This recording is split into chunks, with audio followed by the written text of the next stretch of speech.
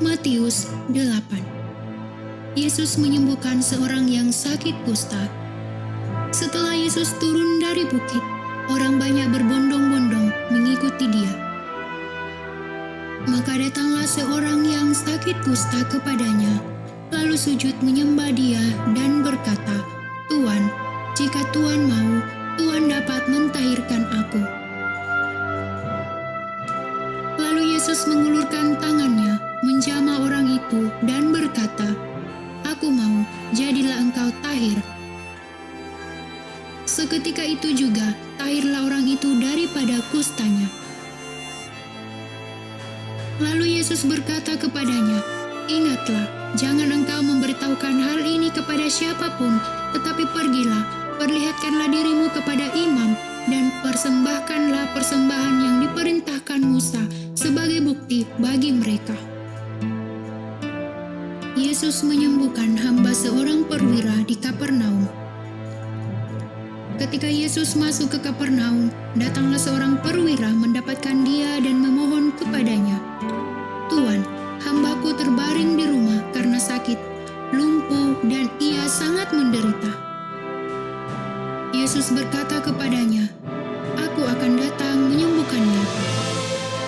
Tetapi jawab perwira itu kepadanya, "Tuan, aku tidak layak menerima Tuan di dalam rumahku. Katakan saja sepatah kata, maka hambaku itu akan sembuh. Sebab aku sendiri seorang bawahan, dan di bawahku ada pula prajurit. Jika aku berkata kepada salah seorang prajurit itu, 'Pergi,' maka ia pergi, dan kepada seorang lagi, 'Datang,' maka ia datang. Ataupun kepada hambaku, 'Kerjakanlah ini,' maka ia mengerjakannya." Setelah Yesus mendengar hal itu, heranlah ia dan berkata kepada mereka yang mengikutinya, "Aku berkata kepadamu, sesungguhnya iman sebesar ini tidak pernah aku jumpai pada seorang pun di antara orang Israel. Aku berkata kepadamu, banyak orang akan datang dari timur dan barat dan duduk makan bersama-sama dengan Abraham, Ishak, dan Yakub di dalam kerajaan surga. Sedangkan anak-anak kerajaan itu akan dicampakkan ke dalam kegelapan yang paling gelap. Di sana akan terdapat ratap dan kertak gigi." Lalu Yesus berkata kepada perwira itu, "Pulanglah dan jadilah kepadamu seperti yang engkau percaya." Maka pada saat itu juga sembuhlah hambanya.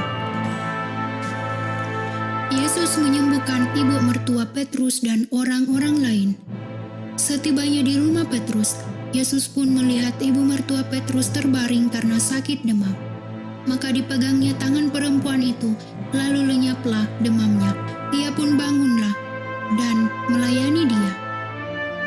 Menjelang malam dibawalah kepada Yesus banyak orang yang kerasukan setan, dan dengan sepatah kata Yesus mengusir roh-roh itu dan menyembuhkan orang-orang yang menderita sakit. Hal itu terjadi supaya genaplah firman yang disampaikan oleh Nabi Yesaya, "Dialah yang memikul kelemahan kita dan menanggung penyakit kita." Hal mengikut Yesus.